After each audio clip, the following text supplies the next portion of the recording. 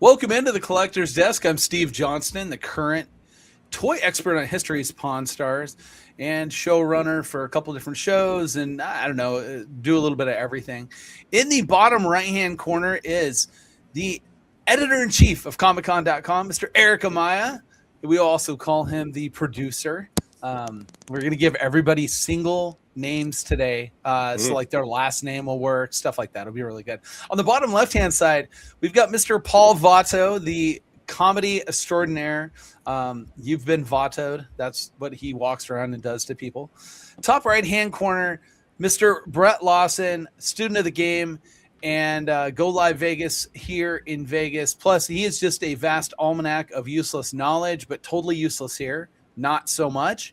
Completely useful in this space. Anywhere else, that probably not, the tangent conversation probably doesn't happen as well as it does here. And in the top middle, our friend of the program. No, I just wanted to mess with him for a minute. Standing very strong with his Giants from Bakersfield, California, senior editor, Comic-Con.com, Mr. Brendan Allen. Guys, thanks for coming in. Good to see you guys this morning. And if you'll notice, our names go up, and from time to time we get to, I will be referred to the rest of the day as Steve Housen. Okay. And that's, how today will be done. And we'll go ahead and let's go ahead and apply the first, real name. So Brett, for the rest of this episode, will be known as Lawson. So we'll go ahead and do that today, and then we'll go from there. But what's going on, guys? How is everybody? What's new? What did you get into this last weekend? You like how we threw it to all of us so we look like assholes when we step all over each other?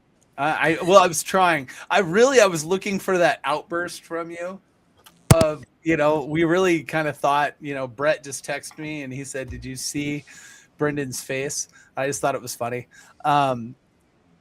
But anyway, so I don't know what you're talking about. It's awesome. I know it is. No, but anyways, guys, in all reality, I'm not sure what everyone got into this last weekend. What's funny is that this last weekend for me was nothing.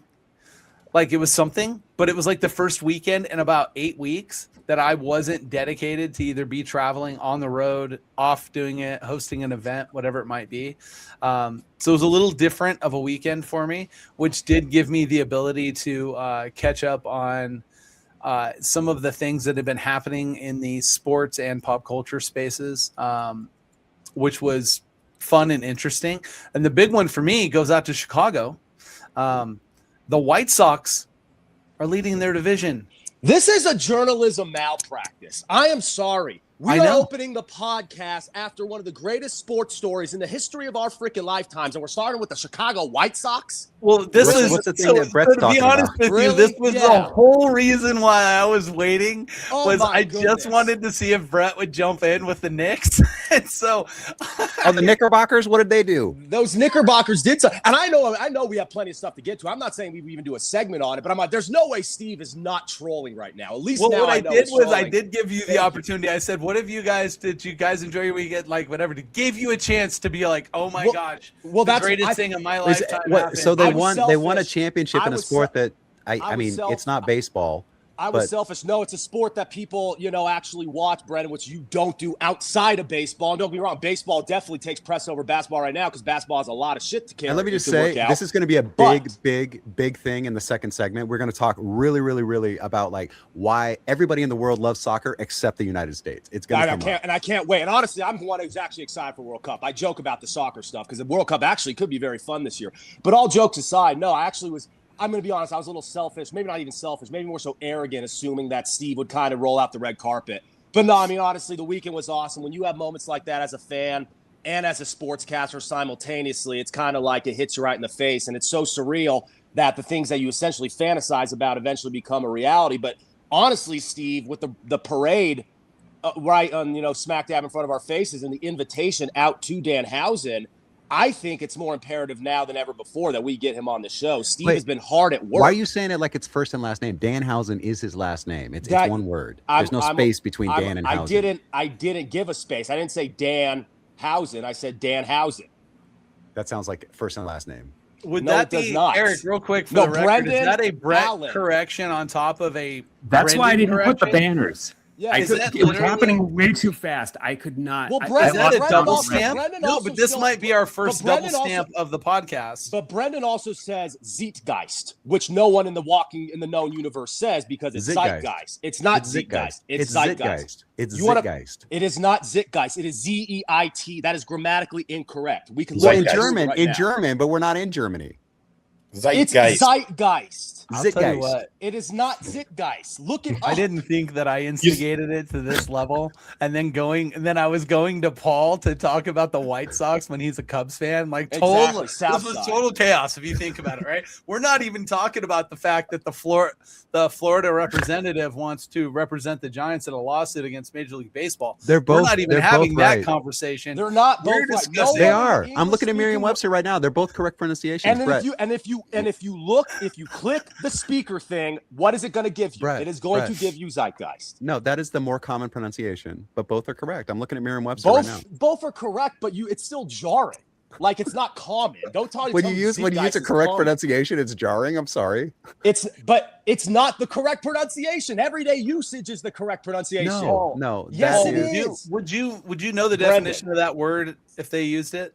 Zeitgeist, of course. Yeah, of course. But do you think anyone in Wisconsin is going to know? Right. Even heard That's the thing is, we live in the United States. There's plenty of words that we balkanize all the time, and Zeitgeist is one of them. That's in my area of the world. It's not a balkanization. It's the normal everyday usage. No, we don't pronounce words that you do. They don't even call Germany here.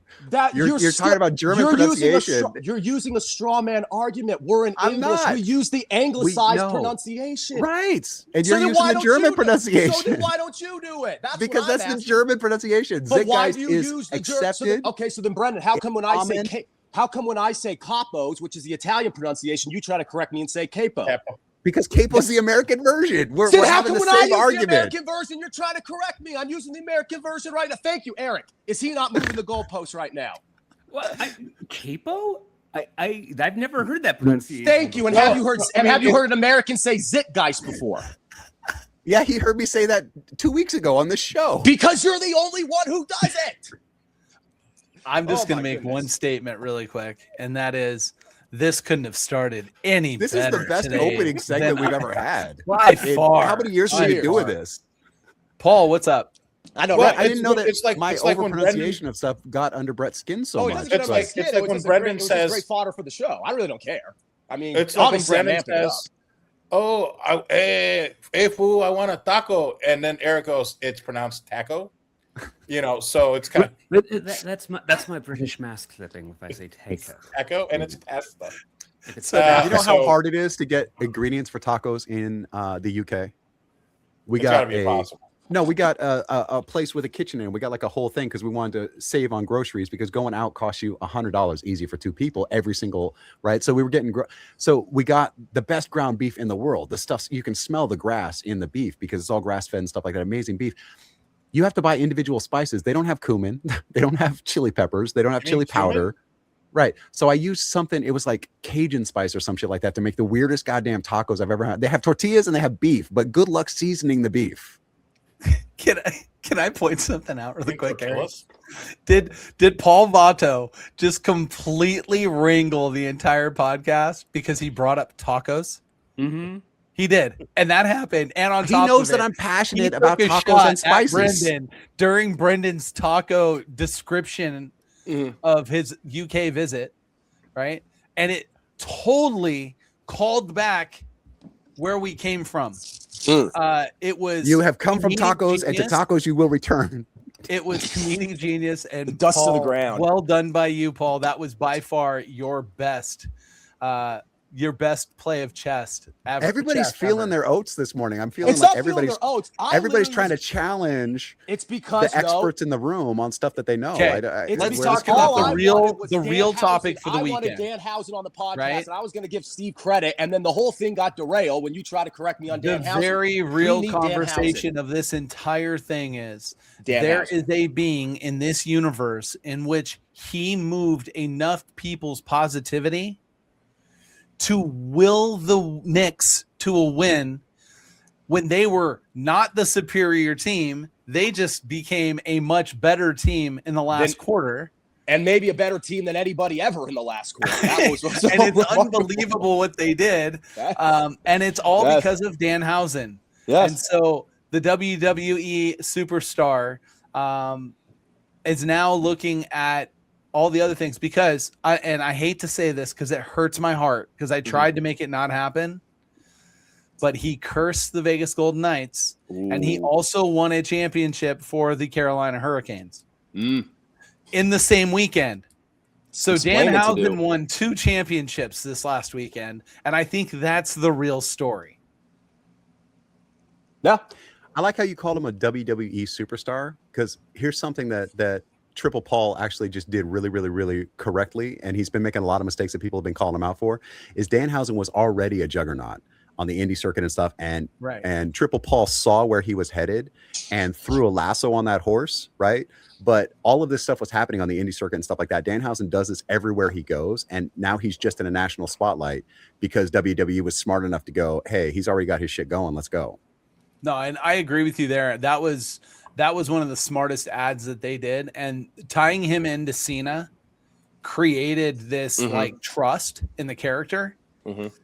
So whoever's suggestion that was is who really should get the credit because whoever suggested. Erik sent a message to Paul Levesque and was like, hey, you should hire this guy. And Paul was like, really, Erik? I trust you. If you say I should do it, I'm gonna go do it. And that's how that all happened. Green light. That has to be without a doubt 100% accurate. What's the big word? Was it Zeitgeist? Zeitgeist. Thank you, Paul. Vulcanization. Vulcanization. Vulcanization. No, he said Vulcanization. Vulcanization sounds like that's making things out of rubber. That's vulcanizing. Paul has been running the devil's advocate play on every single one. You didn't see that earlier? I'm over here laughing because Paul is being hilarious. You guys vulcanization.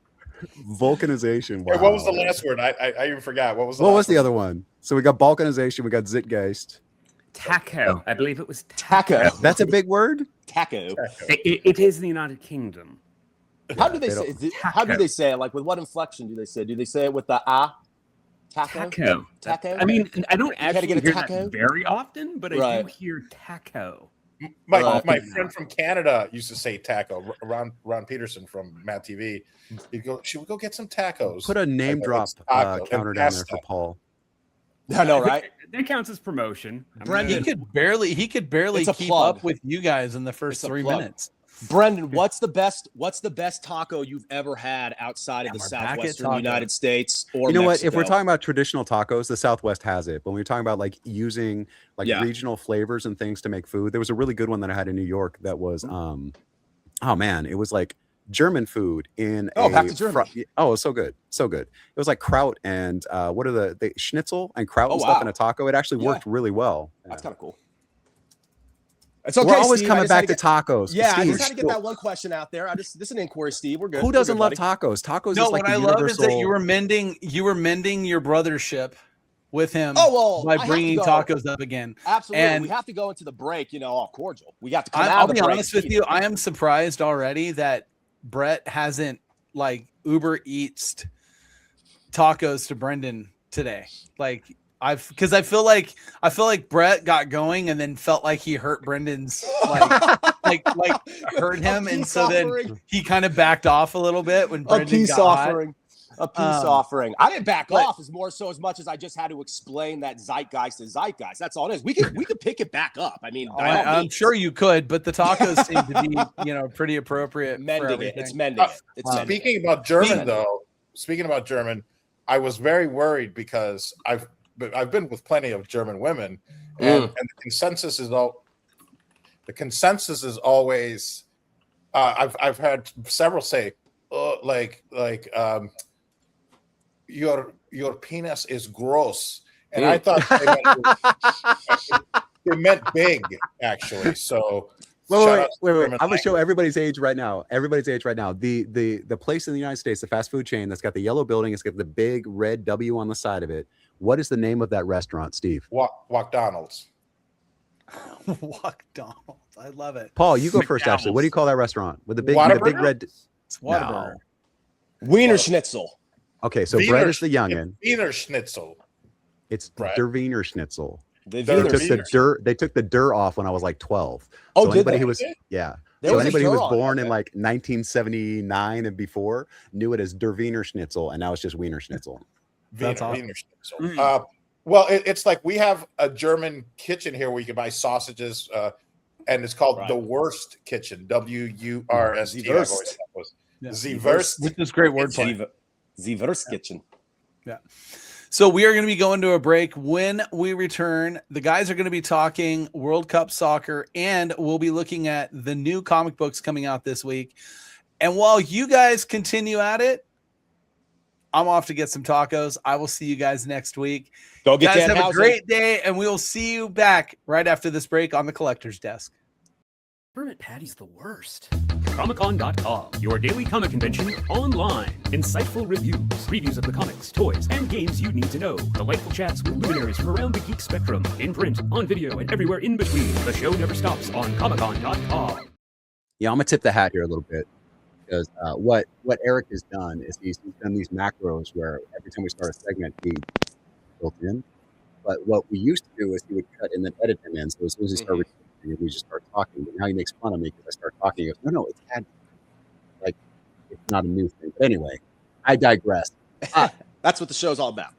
FIFA World Cup soccer, guys. For the first time ever, it's being hosted by 3 different countries. So basically, if you look at that soccer ball, each of the 3 host countries, the United States, Canada, and Mexico, are represented on the official ball. It's the first time it's ever been done. They've got 3 mascots, whatever. So North America is basically hosting World Cup. And this is the biggest event in the world for total global engagement. By far.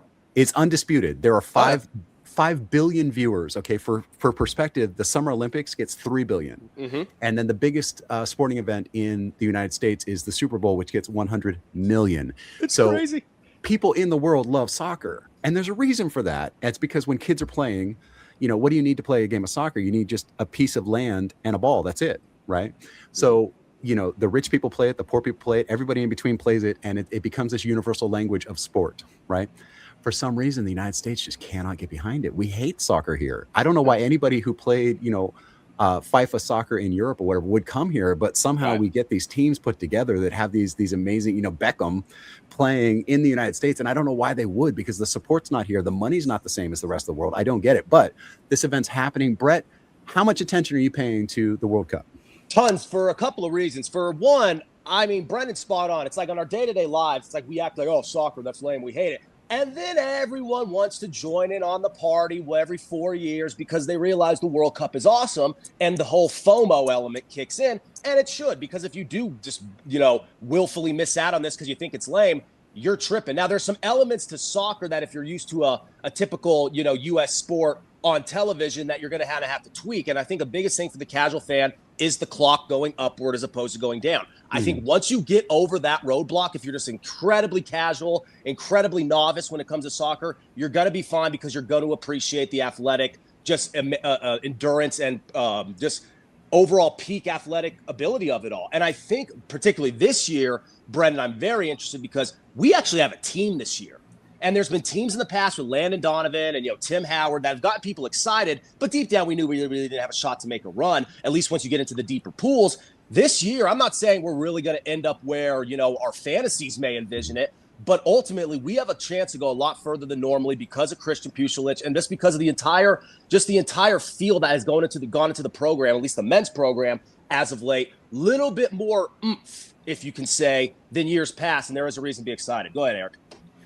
This is the sport where you hold the egg-shaped ball in your arms, right? Yes. No, that's American hand egg. Yeah. That's American hand egg. Okay. Two things that you said though that really stuck out to me. And one of them is endurance, and I think that's why I don't like watching soccer on television. Right. It's because it is an endurance sport. Because the soccer pitch, the field is like half a mile long. So by the time you get the ball from one side to the other side to back or whatever, these guys have run 8-10 miles. I don't watch track and field for the long distance running. I'm not going to watch an 8-mile race. I'm just not.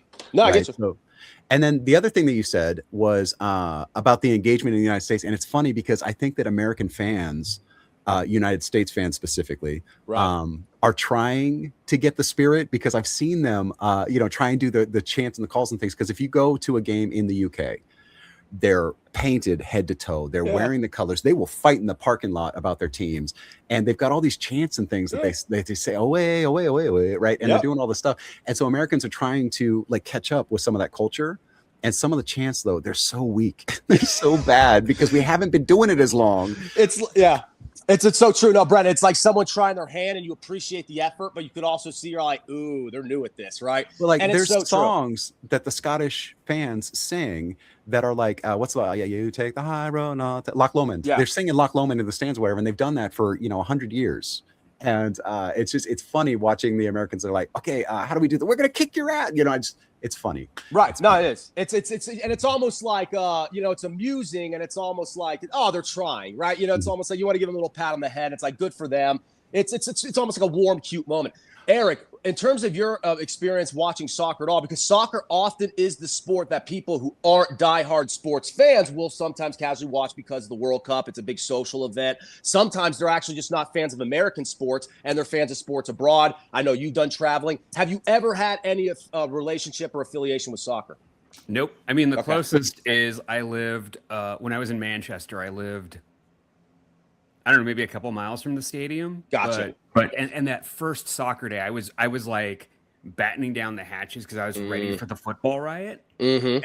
And it was so quiet in my part of Manchester that day. It was like, what's going on? And finally someone else like, everyone's at the match.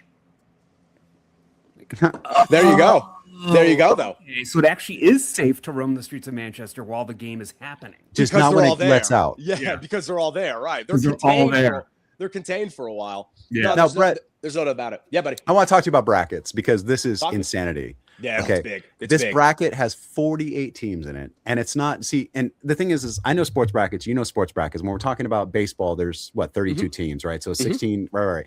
There are 48 teams, and it's not a round robin. It's not a single elimination. It's a round robin to qualify for the single elimination. This is insanity. I have never seen anything like this. 12 groups, 4 teams each, the top 2 teams of each group, and 8 wild cards. 8 wild cards. So among the third place teams, the 8 teams that have the best records are going to go to a single elimination tournament after that.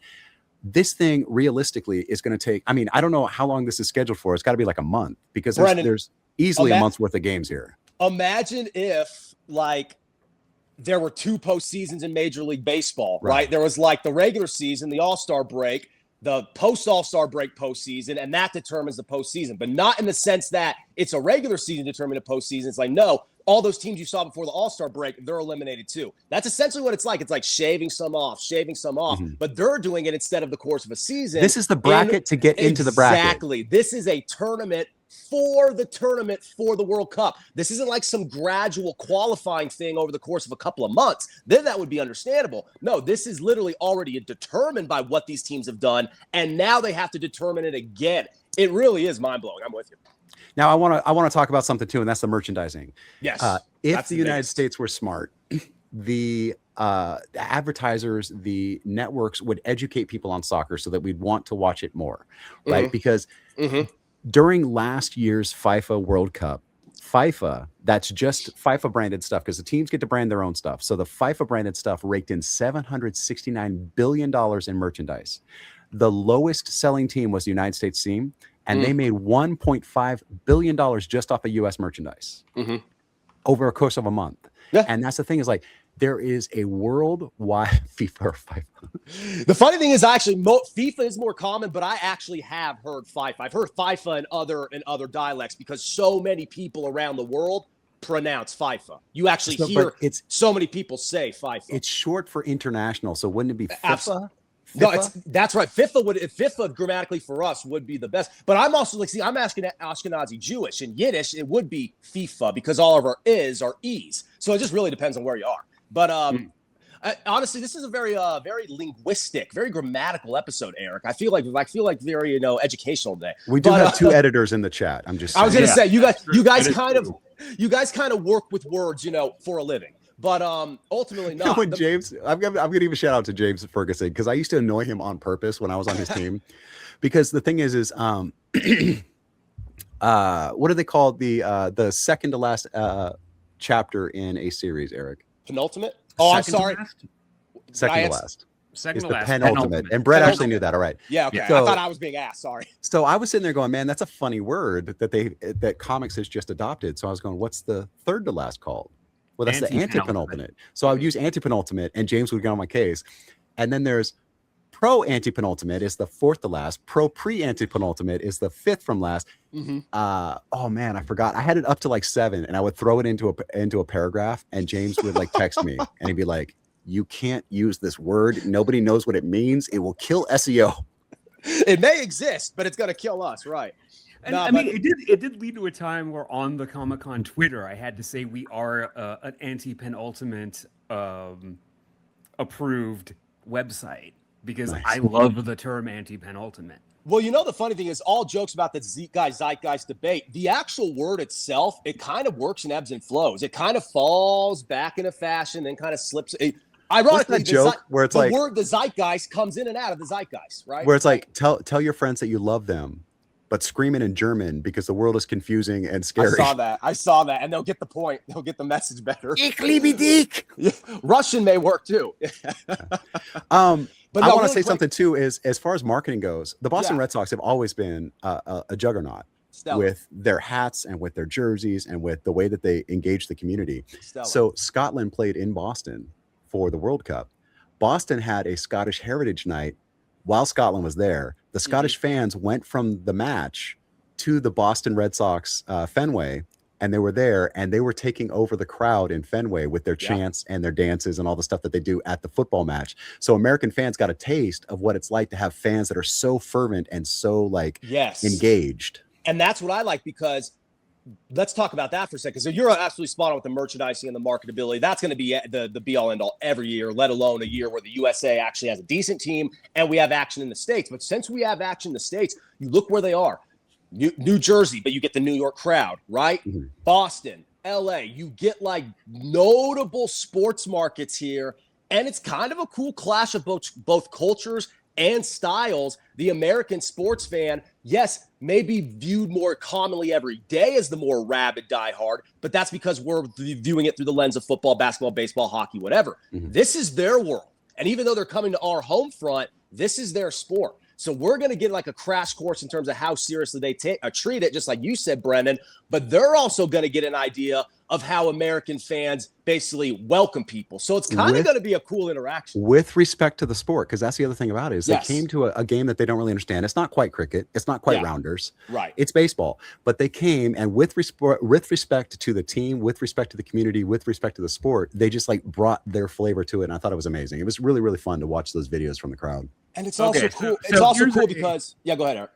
I do have a question. Is the reason why soccer doesn't matter here is because we were the first people to leave Empire? I don't know that it's necessarily baseball kind of just ate football's lunch. I think a lot of it is the timing of it all, because I think by the time soccer became big globally, we already had baseball and we already had the early semblances of college football long before the pros, as we associated that with our game. So soccer was definitely around, but this idea of diehards with their flags, face painted, half naked, screaming, being like even racist at times, right? Like, because it gets pretty vile, especially if you get like, neighboring countries, let alone neighboring cities or whatever. Like it gets pretty rough, but that didn't manifest until way deeper into the sports timeline, if you will. So I think that's a big reason why. I'm sorry, I have to break because Paul actually has the answer. So I'm bringing Paul onto stage. Okay, Mr. Vato, welcome back. Because Paul has the answer. Finally, a modicum of common sense and bringing me back on. Yes. It's always been my opinion that it's because, and I didn't, I don't know this is for a fact, but I think it would make sense in the world of sports or advertising. You need commercial breaks. Hey, we'll be right back after this commercial break. Everyone stops playing football. Except they're playing on a big green field.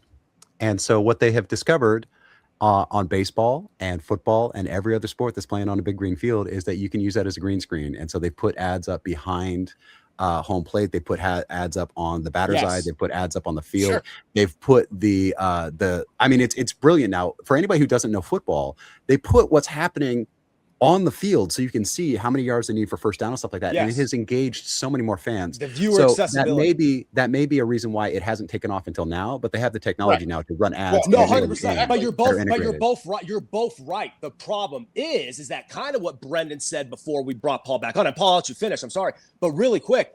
No, don't let him finish. The nature of the game, like Brendan said, where they're running back and forth so long, it doesn't necessitate commercial breaks the same way football does. And football, this isn't even a brag. I have someone who played at both high school and college on TV, and I know what it's like to be in the middle of a game, like in the fight of the heat of the action, and a ref says, all right, guys, we're taking a media timeout. It's really weird. And football, they push media timeouts. Baseball, it's a little easier. I honestly believe, because you have pitching changes, you have inning breaks. Basketball, it's easy. Hockey and soccer are the two that make it really hard to fit commercials in, but even soccer will go way more continuously than hockey, Brendan. I honestly believe that if the pitch were half the size, it would be a much more popular sport in the United States. Paul, you're right. Paul, go ahead. But back in our day, back in my day, we didn't grow up watching soccer because it wasn't on TV, because maybe at the time it was more difficult to monetize. Now with all this technology, sure, everything goes right on. It's a giant green screen. It's weird though when people talk about how boring the sport is. Baseball used to be super boring. Right. And it's just like there were no commercials. They would just run the thing for 4 hours straight. There were no commercials, and you were watching the pitching changes and stuff. They didn't even break for that. And if you go off the old camera angles, it was literally one camera shot when the New York Giants, definition of old televisions. How did you even know where the ball went? Right. Like when the Giants doing this whole thing, it's like, where's the ball? When our two favorite teams were playing in like the 1954 World Series or whatever, you literally had to stare into the sky. Imagine golf coverage back then. Paul, what were you going to say? Sorry. So we never got to watch it growing up. So if it's not on TV, why would we watch it? I think that there was more bullfighting going on from the Mexican channel, from the Spanish channel, than there was soccer. I tried for like a very short time, and then when they're like, all right, this is a free kick or whatever the hell it's called, okay, stand there, make sure you cover your balls. I'm like, okay, I don't even want to play a game where I might get knocked into my ball sacks.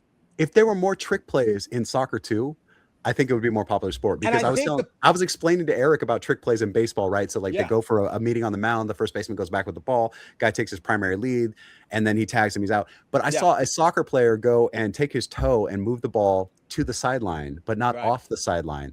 The other team comes over and picks up the ball. He's inbounds and he's hands the ball now because he thought it was out of bounds. The ball was live the whole time, and the other team just rolled it just far enough to where it looked like it was out of bounds, and it was not. It had not been called a dead ball. The other dude just goes and picks it up. I was like, yes, I want to see more of that shit right there. No, that's what it is. And it goes back to what you just said. Yeah, right. But it goes back to what you just said, though, because I know we got to go to a break, but plays. The idea of a play, football, play after play after play. Baseball, every time the ball is in play, you're going off of a play, or even off of an individual pitch. Basketball, you run plays, and hockey, you run plays, even though it's in motion based off the talent you have there. So much of the American audience doesn't know how soccer works on a second by second. So I think a lot of them don't even know what a play, quote unquote, is in soccer. The other thing that would make it more exciting for me, because I think that hockey is a boring ass sport, except every once in a while, they start fucking each other up. They start like fighting on the ice. And it's like, if they were able to have a 30-second fight or, a 10-second fight or whatever in the middle of a soccer match, I would watch. I'm all for it. Combat sports is my thing. It's a classic. Before we go to break, I'll say this. Classic adage. If you're walking down the street and you see someone playing a game of pickup basketball, you see someone playing a game of catch, you see someone playing a game of flag football, and then you see two people fighting, what's the most interesting? There you go. Can we take all those and just mash it in one sport? That should be soccer. All for it. And then the World Cup would be. We demand the World Cup to be every year if that were the case. All right. That's getting close to my pitch for attack golf. On the other side of the break, bookmark that. On the other side of the break, we're going to come back, and there is a comic book that's out there that actually slipped under my radar that Paul brought to my attention. One comic book is selling, and it's going to be, they're only making like 50 of them, and it's going to be selling for close to $20,000 production. That's not even the secondary market, that's the primary market. So we're going to talk about the Killing Joke Avant-Garde Edition when we get back for segment 3. Peppermint Patty's the worst. Comicon.com, your daily comic convention online. Insightful reviews, previews of the comics, toys, and games you need to know. Delightful chats with luminaries from around the geek spectrum. In print, on video, and everywhere in between. The show never stops on Comicon.com. Welcome back in. So every week before I do the run of show, I ask the guys what they have for segment pitches, and Paul actually came up. It wasn't Eric, it wasn't Brett, it wasn't any of the comics nerds on the show, but Paul Vato, who is getting into comics, he sent me a thing about Batman the Killing Joke Avant-Garde Edition from Argent Comics. This book, it says each side of every page is giclée printed individually, then fused by hand using a patent-pending technique to form the book block. The volume's bound into a precision-milled aluminum board lined by hand with goatskin leather, a faithful recreation of a Witz camera. From the story's original iconic cover, the case is bound by hand in cinnamon calf leather, lined with purple and green suede, and fitted with a tropic strap. Equal parts protection and display piece. The price tag on this thing is €15,000, which comes to about 17,500 in American dollars. There are 47 copies being made for sale, with an additional 5 copies being produced to send to DC for their internal archive. And there was something else crazy about this. What was it? Oh man, there was one other thing that I really wanted to say about this, and I can't think of it at the moment. I'm going to go through my notes here. But Paul, where did you find this? Oh, that's what it is. Is to buy it, not only do you have to get on a wait list, it's an application. The process is you have to write an essay and give them $20,000, and they have to pick your essay for the privilege of paying $20K for this book. Paul Vato. This item is only for the serious collector. It sounds like a Rolex or something like that. Like if you get a certain level of Rolex or a certain level of like Rolls Royce, they don't want you ever selling it because part of it is a partnership because you're seen driving around in it, The Rock, right? So if The Rock ever sells the car, they'll charge him back a ton of money and sue him and try to get the car back. So it almost seems like that. But Paul, how did you run across this thing? That's happened with a few luxury watches where you know, somebody will sell it for $8-9 million. They're like, well, you weren't supposed to do that because we had a deal.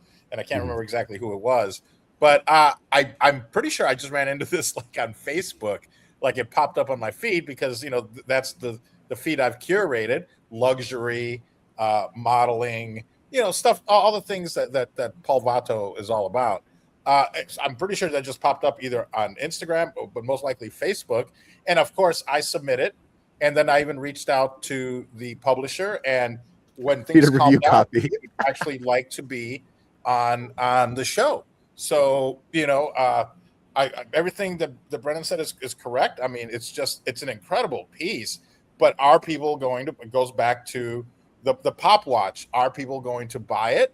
And then are you going to read it? Are you going to take it out and read it? Or do you buy 2 copies? You know, do you buy two of these pieces and one you read and then the other one you put away? Or how does that work? And do you have $17,499 sitting around? You know, because the essay's done. If you're spending $17,500 on this, it's never coming out of the box because everybody's read The Killing Joke. I can go buy a copy of it right now for $14. No. I don't think this is for reading. I don't think it's for ever taken out of the box. I think this is a status piece. This is one of those collector things that is made to be a collectible. I don't think this is ever intended to be read. And what's that paper that it's printed on? It's called giclée. It's a process that they use for high-end like poster making. It's acid-free, like the inks are a certain way, the process is a certain way. And then not only that, the binding they said on this one is something I've never heard of. And it says patent pending technique, so that makes sense that I've never heard of it. But they're somehow binding the pages into an aluminum block. Oh, wow. Okay. And I see there too is like something that maybe, I mean, the description of this thing is massive too. So published in '88, Killing Joke became a cult classic overnight. We knew that. Despite Batman's name on the cover, it's really a Joker story. We knew that. It's been recolored twice. Brian Bolland did it in 2008, and then there was a black and white edition in 2016. The Avant-Garde presents both, so you're getting the story twice in there. 47 copies for sale, 5 being sent to DC, so they're making 52 copies total. Each copy is hand signed by Brian Bolland himself. Okay, so it's got an autograph on there, but Brian Bolland's autograph is not worth 18 grand. No. That's not what when Alan Moore was approached to sign these because he is the writer of this thing. Yeah. He was like, "Hey, fuck off." Here's the thing. That sounds about right, both in terms of how he would sound and more so what he would say. That was a little bit more intelligible than it should have been. The term that I couldn't think of is right here. It's finely milled aluminum with a glass bead finish, whatever the hell that means. This is kind of like, and it's interesting too, because I'm not excited to say maybe. There's definitely been something like this out there regarding the Dark Knight Returns. We just may have not covered it on the show. But the Killing Joke is basically like the Dark Knight Returns, 20 years removed, basically. Or basically give it roughly take 18, maybe even 22 years removed. Like, so when it's all said and done, it's kind of like that generation's version of the Dark Knight Returns, the Batman comic that everyone kind of points to, right? I may be off at the timeline a little bit, but it's definitely that. They were originally published like 3 years apart. Yeah, well, but the Killing Joke, I feel, got like this like retroactive like surge in popularity in the 2000s, basically. Maybe that's more so what I'm referring to. But anyway, the Dark Knight Returns was like in '86. It kind of became like the known Batman story forever. And then people in the 90s and 2000s were like, well, yeah, but the Killing Joke's really good too. So maybe that's more so what I'm kind of like conflating. But ultimately, it's kind of the best thing, not the best thing, the biggest thing since the Dark Knight Returns and Frank Miller. And I feel like because of that, you could kind of, I shouldn't say exploit, but you can milk it to death. And I think like what Brennan said, this isn't meant to be read. It's meant to kind of flex. It's meant to showcase. And it's ultimately meant to show status ultimately, and meant to show the status of even the collectible itself, because it's something really cool to have that touches upon, or not even touches upon, reflects iconic issue.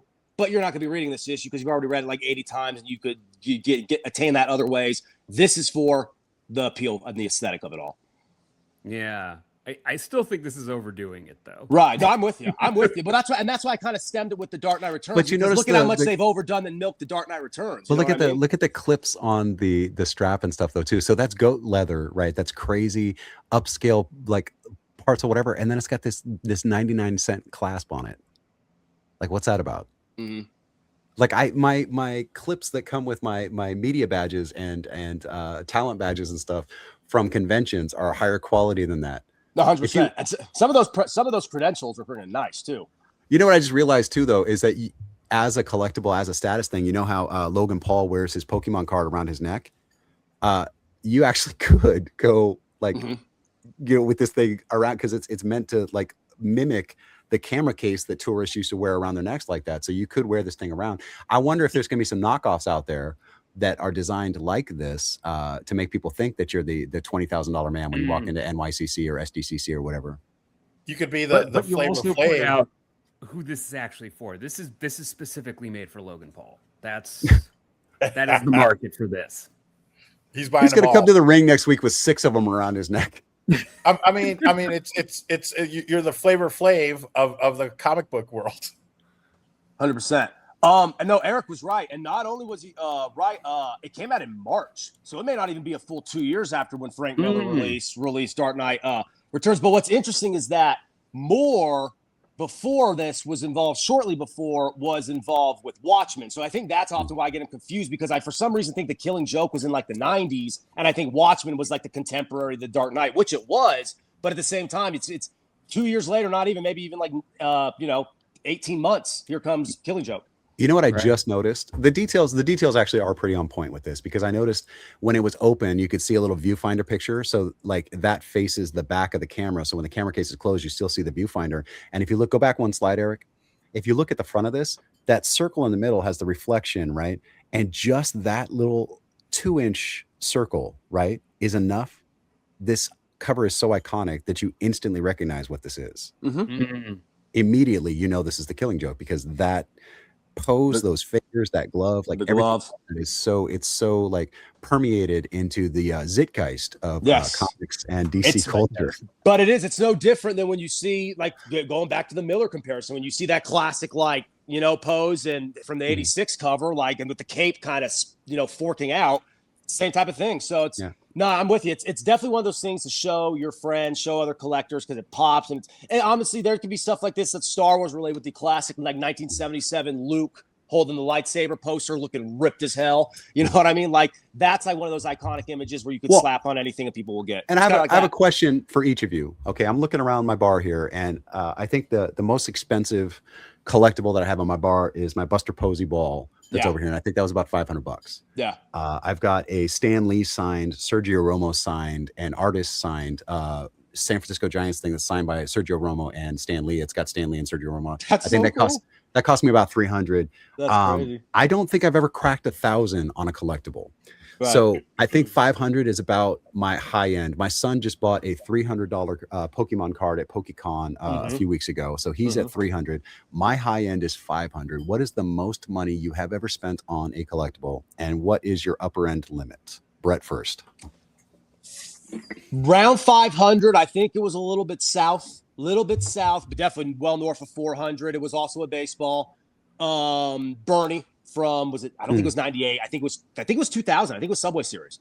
I have to go look because I have it tucked away. I used to display it, but since I've been moving around a lot more for the past couple of years, for a while it was displayed in my bedroom and then obviously in my office. As you can see, I don't have a home studio. Once I get the home studio finalized, it will be there. That's probably my favorite. I have a lot of others that are actually in a way more sentimental because they're of direct relation to me, but that wasn't attained through purchase. That was more so the casual, like, oh, cool, I got this because I'm a fan, which are honestly the best stories. But Brendan, high bar, I will probably pay $2,000. Are you talking about for a singular item? If you were to buy one item, okay, like gotcha. Your Your limit, the reason that you would not go home and just want to, like, buyer's remorse and not have buyer's remorse. Gotcha. Because the only reason I asked, because on Facebook Marketplace and some of these online shops, like, they'll have these bundles where they say, you give me $2,500, I'll give you all this. I do that in a heartbeat, right? But at the same time, for the most top line, probably 800 if it's something I could display. If it was something like really freaking amazing, like a cleat from Mickey Mantle or something, you know what I mean? Or like a glove or something, you know what I mean? Like, I don't know, man. I'd probably go north of 1,000, and I probably would be more than that. I would have to. And I would obviously a Mickey Mantle cleat would be worth millions, but let's pretend like it's not. Exactly. That's why I kind of realized I should probably dial it down for Mickey Mantle. But something basically. See, now I'm dreaming as a fan. Basically, I would pay over 1,000 if it was something like that, though. Something worn by a player, something special. If it's realistically, you put your mark at like 800. 800, 900 if it's something like a Sharpie signature that you put on a shelf. Yes. All right, Eric. So because I got this guy aftermarket, he costs close to 300. Yeah. Okay, so that's your most expensive. What's my most expensive? It shows you how cheap of a collector I am. However, that's not too far off my ball, though. I just said 500 on a ball. Yeah. However, there was a Doctor Who costume auction a couple months ago, and I seriously considered getting a Shudigatwa coat. You know, the leather coat from all the promotional images. I think it was, the starting bid was 2,000 pounds. So about 2,500, or I guess 2,600. So you would have gotten the starting bid, and then you would have been bid out. And then I would have been bid out, right? And the only reason I considered it is because Shudigat was a short king. The damn coat would have actually fit me. And that was the only reason I entertained it. He's also the last Doctor because we're going into a drought, right? Well, yeah, there's that too. So it would have been historically important. So it would have been historically important, but also I could have worn the damn thing. Nice. And it's funny because you were talking about the Metro, or not the Metro Walls. You were talking about the Yankees, right? I do have a Yankee ball. I collect primarily Giant stuff, but my big Mo ball over there is worth about $400 too. I've got a Mariano Rivera ball because who wouldn't want that? Who wouldn't want that, right? Right. Yeah, and that makes sense because that's around what my Bernie ball is worth. And what do you know when it's from? Just curious. The Mo ball? I can look. I've got the authenticity. I can look and see when it was signed because when MLB does that, they've got the number you can look up. I could find the exact date. But Paul Vato, the most expensive collectible you have and your top end for what you would pay for a new one. Sure. And it's, this goes back to the 90s when I had my ice cream shop in Geneva, Illinois. And I remember buying, and it was two things. It was the Princess Diana Beanie Baby, that one at the time that you could get for $7 now. Well, because it was like $100 at the time, and it was outrageous. But I mean, the number ones are still in the tens of thousands of dollars. I think I've even seen one for like $80,000. The Princess Di. We talked about this on this show when we had Mr. Johnny Jimenez on the show, and it's just the specific 100 they made for her actual family. Correct. Correct. I didn't have that, but I remember, if you're not a royal, yeah, then your Beanie Baby is worth dick. Right. So I remember buying those at the time for maybe $80 and then reselling them almost right away for like $200-$300. Yep. And then in the cigar world, there was a Partagas 150 celebrating the 150th anniversary. Again, I bought these back in the 90s. Stored them for 20 some years, and then when I opened up the cigar shop in Vegas, had them shipped out, and I was selling them for like, I don't know, $100 a piece, $125. That's a long game though for $100, bro. Yeah, but you've got to humidify. For 25, no, there was a wheel of 50, so I probably had 100 of them. Two wheels of 50. But you just talked about stuff that you flipped. You talked about stuff that you flipped. Paul, I know you're a nerd about certain stuff, though. What have you bought as a collectible that you still have, and how much did that cost you? Your big item that you look at and it just makes you feel so pretty. Yes. Like the prettiest damn princess. I'm still looking for something like that. Get Paul a collectible, Erik. $500 to $1,000. So you just don't have the collector mindset? Yeah, that's what it is. Well, I mean, I also have like Ken Griffey Jr. baseball cards. Okay, you're going to take a baseball. Well, that counts. No, baseball cards. Yeah. Again, that I bought back in the 90s. I've got they're done, Magic Russ. Gathering, like whole albums of all those cards. But there's not a Star Wars, but there's not one single one. I bought a Star Wars. Well, let me ask you this. Well, that's honestly that we're gonna have to bookmark that. We're gonna have to bookmark what Erik said the last segment and bookmark here this to make sure Paul gets something. But I want to, because I know we have to wrap it up. I want to ask this really quick though, because that's a great question Brennan asked in terms of the ceiling. Let's talk about the floor, because here I am literally now I'm curious. I'm Googling Mickey Mantle cleats, and now I'm asking Brendan or wondering, oh, Brendan, how much will you take for that Mariano baseball? But ultimately, what did you guys get for an absolute steal, or better yet, maybe even for free? Because I'll say this, as a sports fan, this is all just luck and proximity. My father is a PGA golf pro. When I was about 7 years old, Tiger Woods. That explains so much. Yes, but I'm not a country club kid though. Keep in mind, he's a golf pro. I'm not. Just the sporting, just exactly. the mindset that you have for stats and sports and schedules and things. He's tracks. Like that. He's like that. And he was the head pro out at a club that Tiger Woods was visiting out here in Henderson, Nevada, in 1999, or actually more so 2000, maybe even early 2001, when he was really taking off. And I was able to get a visor signed. Even more interesting, though, 3 days before that, he called my house, because this was at a time when Tiger was only so big, right? He was known as like one of the best up and coming golfers ever, as opposed to the phenom. And he didn't really use his handler as a PR guy to handle things at that point, because he wasn't that big. And he called head pros directly. And at the time, this was before the cell phone era, when people professionally would even give their landlines out. So he called my house. Literally, I'm answering, because being the talkative loudmouth I am, I was raised, if I was a kid, I could answer the phone and ask who it was and who you need to talk to. I did exactly that. He was Tiger Woods. I couldn't believe it. Thought he was joking. Handed it to my dad. Stood there waiting for the big reveal. Like, hey, Dave. Hey, Bob. Because I thought he was pulling my leg. Hey, Tiger, how's it going? We can't wait to see you on Wednesday. And I couldn't believe it. All right, let's do the bottom the free thing after the break. So we're going to go ahead and go to commercial break. When we get back, we're going to do a wrap-up segment, and we are going to – this is actually an interesting thing, because I do have a thing that I want to talk about, and it's one of the better players in baseball, and it was free, almost free. Anyway, so when we get back from the break, we're going to talk about our bottom end, because we just talked about our top end, but we'll see you after the commercial. Yeah, let's talk about your bottom end. Peppermint Patty's the worst. Comic-Con.com, your daily comic convention online. Insightful reviews, previews of the comics, toys, and games you need to know. Delightful chats with luminaries from around the geek spectrum. In print, on video, and everywhere in between. The show never stops on Comic-Con.com. Welcome back. So we ran a little bit long in the last segment because Brett actually brought up a really interesting thing. Like, what's the best result for the 2003? And Tiger Woods' advisor signed with the deal. One of the things that I found is I can never afford World Series tickets for All-Star Game tickets like that. But one of the things that the Giants does before the season, the organization is they do Fan Fest. And then when the All-Star Game roams around to different clubs, they have like a week-long Fanatics Fest. And then, the World Series, they do the same thing. So I had taken my son to a Giants Fan Fest, and we got a baseball, and it was just like a Little League baseball that we had in the car, and it got signed by Brian Wilson and like all the pitching staff, back then. And then we went to the Fan Fest for the All-Star Game when it was in Anaheim. Or no, it was in San Diego. So we went to San Diego, and the thing is, Fan Fest cost maybe, $100 to go. You pay for the food, but they've got games, they've got celebrity signings. Trevor Hoffman was signing.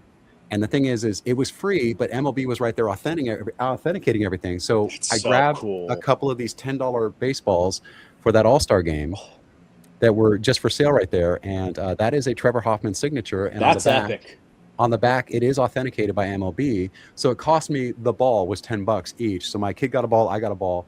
And my son has this ball from this memory from when he was 10 years old or whatever, that we went to All-Star Fan Fest in San Diego, and Trevor Hoffman, one of the greatest closers of all time, in the conversation with Mariano Rivera. That's what's so cool. Because you literally have a Mariano Rivera ball with a Hoffman ball. The disparity between them isn't really worth what the money on the balls are worth. It's just the situation warrants how much the money on the ball is worth. And that's just collecting in a nutshell, Paul. Sorry, I just got distracted because there's a peacock running around. I thought Paul had something to say. Sorry, my bad, guys. I got distracted because there was a peacock running in front of my window. So running, but like that little peacock kind of strut. Yeah.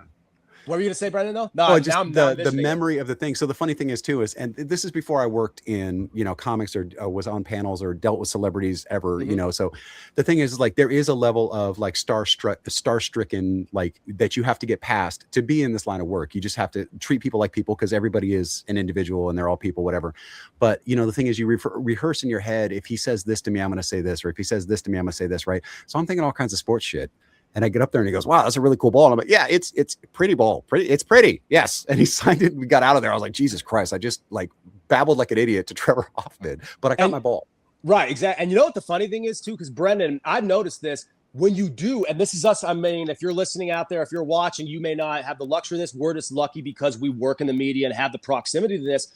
A lot of times when you don't mark out and you do keep yourself together, you fulfill your fan moments because then they kind of let their guard down a little bit. They let you in, they talk to you. And even if it's in passing, even if you're not doing a talk show with them or a stage interview with them in your case, right? They'll have a small minute or a small 5-minute small talk type of conversation with you that you won't get in passing if you're just getting a quick little scribble or even a picture on, or a selfie or whatever. There's a different persona that gets put on because everybody wants to treat the fan well, right? Yes. But you also, if you engage too much with the fan, then you're not moving the line along. If you don't engage enough, you're cold or whatever. So everybody kind of hones in on this way that they talk to people who come up to the table. And, most of them are fantastic with the interactions with fans. And I can't complain about any celebrity. I've never seen anybody treat a fan poorly.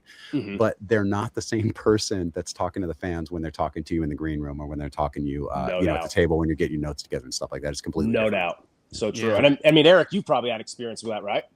Yeah, no, I mean, the one I can tell you up front is I did a set visit to a movie that maybe 5 people have seen called Dylan Dog, Dead of Night, right? And Brandon Routh was the star of it. And we went to dinner, like the group of reporters. We went to dinner with him. We watched him eat 2 whole chickens. And then he ordered a third one to go. And he was like, oh, I'm still under contract to be Superman. I have to be Superman weight all the time, just in case the call comes. And the next day I ended up having lunch with him during the lunch break on set. And we ended up talking about 3D movies. And it was just like, oh, wow, this is cool. Also, it was the moment where I understood why he was Superman. Like, Yeah. Just innately, Brandon Routh has a Superman quality to him. It stood out. That you get just by having a conversation that has nothing to do with anything, right? Yeah, because I was going to ask, and I know Paul has something, but do you also have a free, and hold that thought, Paul, but do you also have a free artifact to kind of bring the conversation full circle? Oh, me? Or a free collectible? Or not a free, but an incredible. Yeah, both of you guys. Okay, all right, so here we go. So I had a cousin who claimed that he was, collecting screen-used props, like back in the 80s. And he had to sell his collection probably about 25 years ago. But he gave me a lightsaber that he claimed was used on Return of the Jedi. I've never gotten it authenticated. It's janky enough, or rather the construction is janky enough that I believe it's real. Because it has that kind of looks good but feels awful quality that film props tend to have. So... Yeah, I'm pretty sure it's a real screen-used lightsaber. It's believable enough. And really quick, Brennan in the comments, I have to bring this up because one of my favorite things about pro wrestlers is hearing how much they get to eat. Well, Dilip Singh, also known as the Great Khali, apparently raids craft services, and I've heard stories about him on the Longest Yard set. It's something the Longest Yard. That's where the story's from. Of epic proportions, and they had to make 4 to 5 extra whole chickens for every meal. And that's just him, who was also on the set with Bill Goldberg, Stone Cold Steve Austin, Kevin Nash, Bob Sapp, and a bevy, Michael Irvin, and a bevy of other. But the dude is 7'2" and weighs about 500 pounds, and most of that is muscle. So he has to eat a ton of protein, and he would literally go up and palm chickens and put them on his plate. And they're like, "Okay, we're out of chicken. We just got to bring more next time." I love those stories, and we had to touch that because that was a great anecdote or a great thought there or comment there. Paul, we know you have something. There has to be something in the Vato household that is worth something that you would boast about or flex that you got for a highway robbery. These are my mother's Santos. The Virgin Mary. This is Jesus on the cross. The usuals, the basics. The thing is, I did have one question, and that was to Brandon as to how long did it take you to get over, like when you first met me, a celebrity, if you will, to then just get over it and just try to treat me like a normal person, because I know it still sometimes comes out and it's a little weird, it's a little uncomfortable. I think it was the first time that I met you in public, and I was like, is this dude homeless? Because you carry everything that you own in like 5 shopping bags every place that you go. So it wasn't like we're going to end up at the Nerd Bar, so I'm going to ask Johnny Borchetta if I can put this in a back room or something, because we're going to end up there. We started at the Nerd Bar, and you took those bags every single place that we went and came back to the Nerd Bar. And I'm like, bro, you didn't have to carry your extra underwear in a shopping bag 16 different places unless you thought you were going to shit yourself, which might have been the case.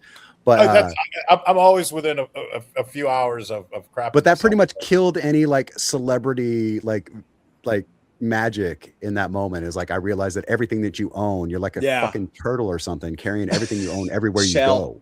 See, I lucked out, Paul, because I first met Paul down in the Arts District here in Vegas for First Friday, and I was just doing a live remote show, like just a live remote broadcast covering First Friday out here, which is a very big deal in town. And I just met Paul, and then after I met him and I wrapped up the show, found out what he did. And then next time I met him, which was when I was first working with Brennan at a convention with Steve, and that's when ever since I've just been jittery because I'm just in the aura and in shock and awe of, Paul Vato. Sure.